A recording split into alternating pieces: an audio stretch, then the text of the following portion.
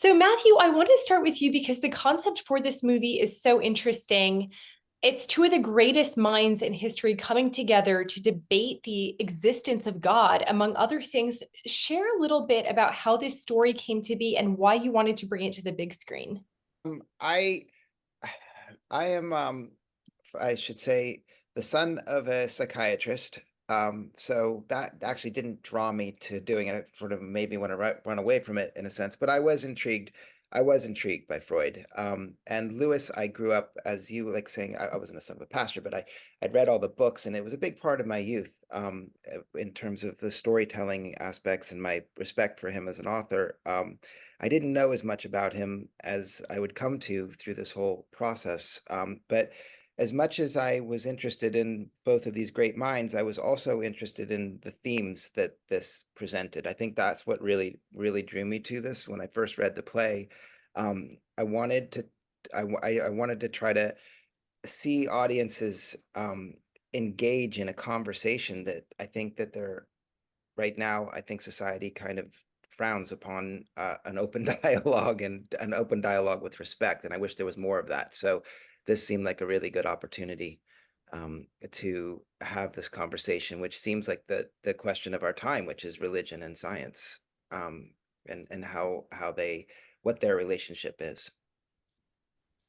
Well, and Matthew, this movie draws from Lewis's works for the conversation, most notably where he talks about longing and suffering, which of course is from the problem of pain. And then he also talks about Lucifer, which is the Screwtape Letters. So there's Yeah. some kind of fun, Easter eggs in there. Talk about the research that went into preparing for the role of Lewis. Did you really examine his work and his life, or what was that process like? Yes, very much. I suppose I was slightly spoiled in the fact we weren't doing the whole of his life. So I didn't read everything. I read the stuff that he'd written up until 1939. So I think there was only four books, one of which was Pilgrim's Regress. So, but for me, yeah, I dipped into Screwtape Letters as well because I just found it really quite amusing. But the book that gave me most, I suppose, in a way, was his 1955 book, which was Surprised by Joy, where he gave me because if you most of us are built in childhood, a lot of the sort of stuff that happens then has bigger ramifications in it. So there's a lot of detail in that about what his childhood was like, which was pretty traumatic in many areas, and what schooling was like, etc., etc. And then you slowly build this profile, and then you know what you've got to throw it all away in a way because then I'm dealing with the script and this other character, and I don't know, once you sort of got done the research and it's inside you, then you can react. It's a difficult thing to explain. I'm just trying to get his humanity onto screen, and I think I did a fairly good job. I don't know. Yeah, yeah, yeah. I thought you did a fantastic job. And the dynamic with Freud and Lewis are so interesting and they're so central to the film. How did you work with Anthony Hopkins, who interestingly enough played C.S. Lewis before? Oh yes, that's the elephant in the room, my love. Yeah, that's the thing that scared the hell out of me. It was like not only am I working with Tony, he's one of my favorite actors of all time, and this is one of my favorite performances in Shadowlands. But he's also sometimes you should meet your heroes because he is so generous and wonderful and kind and surprising, and every take is different, and he's done so much research as well. And then you come and so once when and Matthew's direction was just cracking as well. So we were just, it was a very safe space to make some mistakes, etc. I mean, if I could have them both back again, I would in a heartbeat. I loved it.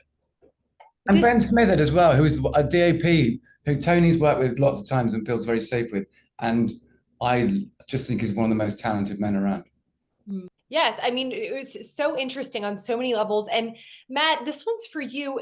This movie, and you kind of mentioned this before, it reflects in a lot of ways our modern times and how the world views Christianity. Freud kind of laughs at Lewis's view of sex. For example, he condemns Christians as hypocrites. He's really struggling with a lot of things.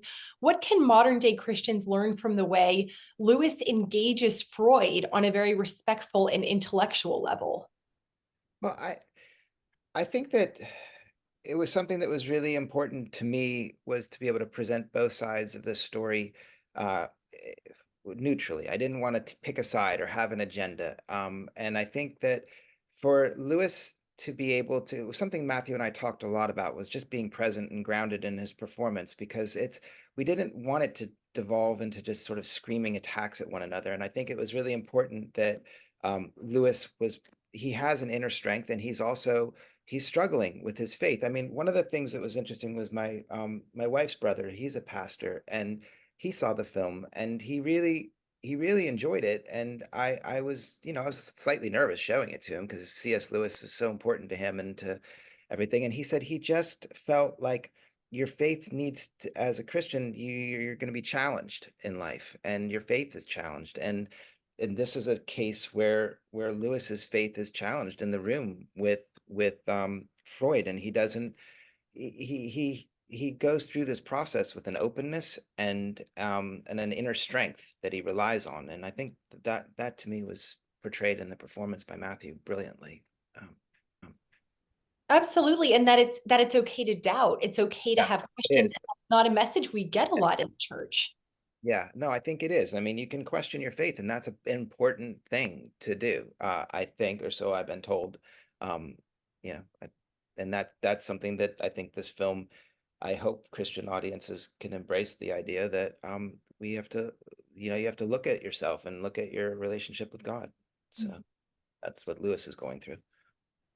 Well, Matthew, what do you think accounts for Lewis's enduring popularity to this day and his reputation as one of the greatest Christian apologists so many years after his death? He's so well respected to this day.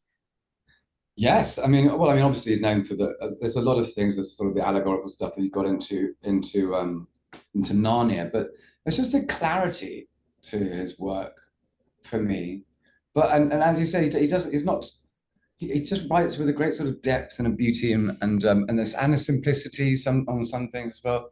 I haven't read all of his works, obviously, so I feel like I shouldn't make too much of a comment on it. But the stuff that I've got has sort of gives me little chills sometimes. So it's just I mean, why is Shakespeare still performed? Because he manages to get into our heads with commonalities that are still the same now. So, and faith, if you do have faith and you are questioning, of faith, Lewis is going to be relevant, and life is cyclical and it's never going to change. One question about Freud really quick. He describes himself as a passionate disbeliever who is obsessed with belief and worship. I thought that was so interesting because his interest in various world religions and Christianity is really kind of ironic. So how did you interpret and represent that aspect of Freud's character?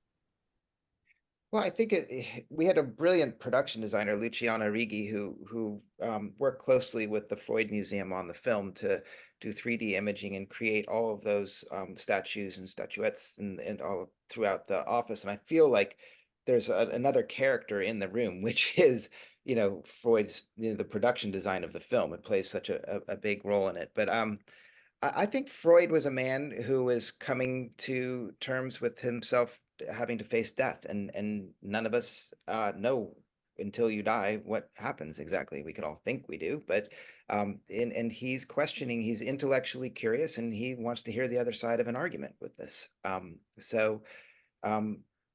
Yeah, I think it is ironic that he would be so interested in all these different religions, but that's who he was. He was an intellectually curious person, and I encourage everybody to be intellectually curious. It's good thing. Well, Matt, especially, bringing this play to the big screen, what insights did you gain about Lewis's perspectives on faith and reason that you think audiences will really relate to?